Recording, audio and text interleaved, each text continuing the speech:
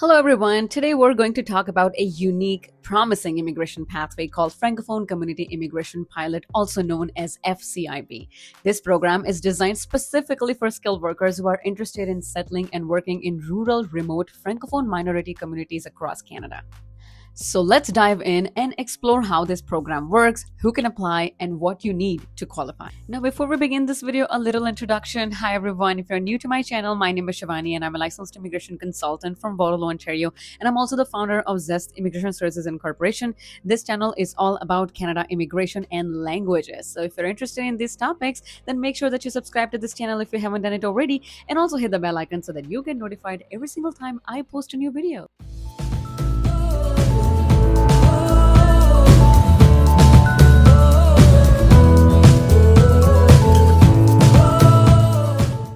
Let's start with what is the Francophone Community Immigration Pilot. The Francophone Community Immigration Pilot offers a pathway to permanent residence for skilled workers who are ready to contribute their skills and settle in Francophone communities outside of Quebec. Canada has selected 6 communities to participate in this pilot. These are the communities that have demonstrated the ability to welcome, support, and benefit from skilled immigrants.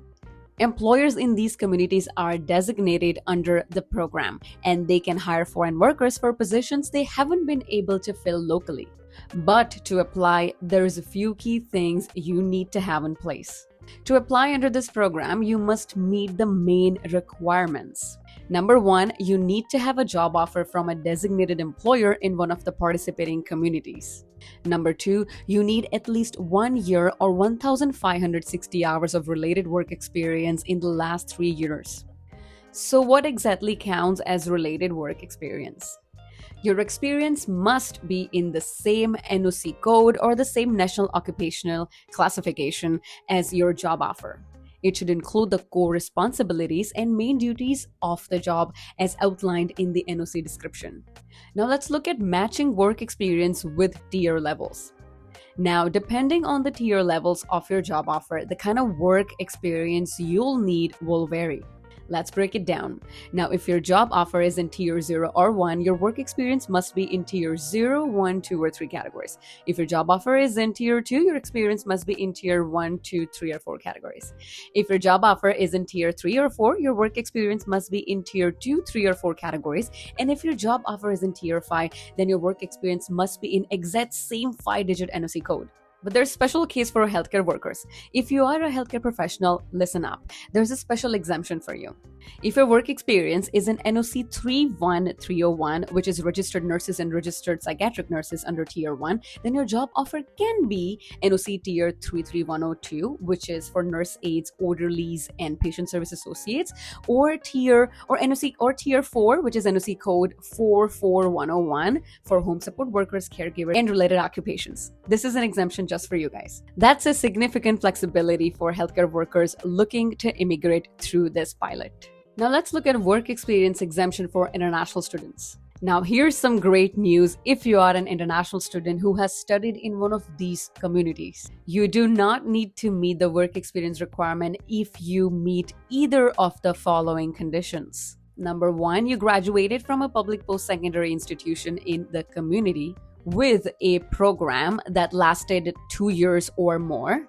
You studied full-time for the entire program. You received your credential no more than 18 months before applying.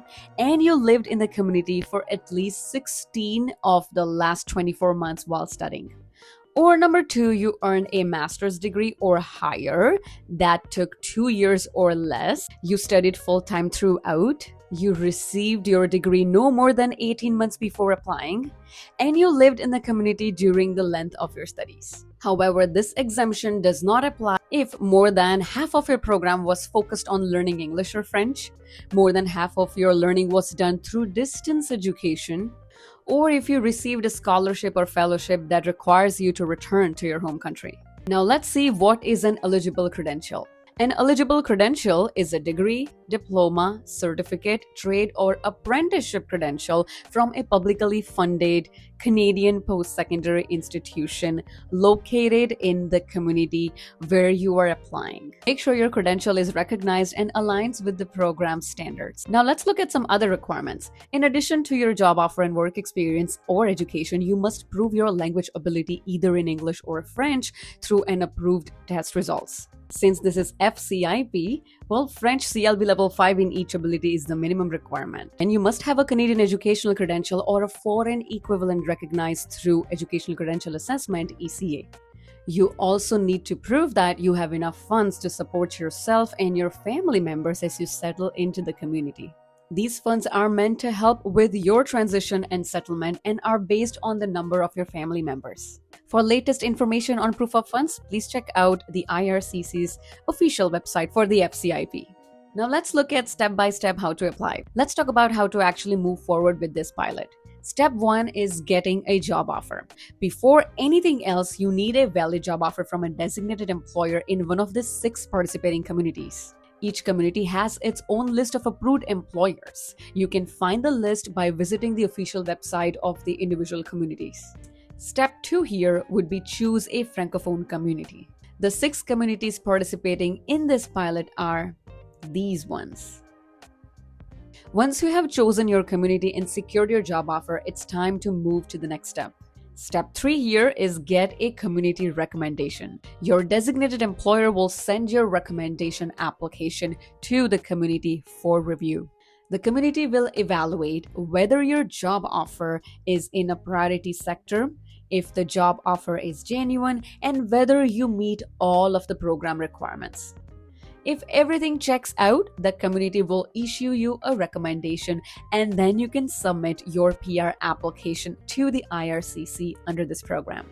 The Francophone Community Immigration Pilot is a great pathway for French-speaking skilled workers who are open to living in smaller, supportive communities that offer a high quality of life and strong community ties.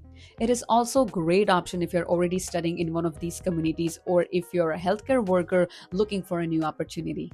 If you're eligible, this pilot could be your route to permanent residence in Canada and a fresh start in a welcoming community. Also, if you're looking to learn French, then do subscribe to this channel because on this channel we post free French videos, free French class for all of you guys. So please watch all those videos to learn French. You don't have to pay anywhere else. You can just learn it for free on our channel. Thanks for watching this video today. And thank you so much for tuning in and see you guys next time in the next video. If you have any questions or concerns about your immigration case or if you wish to discuss your immigration options, feel free to contact us at www.zscan.ca or simply go to the description box of this video where you'll find the link to book a consultation with me. If you do so, I'll be more than happy to assist you. See you guys next time in the next video. Take care. Bye-bye.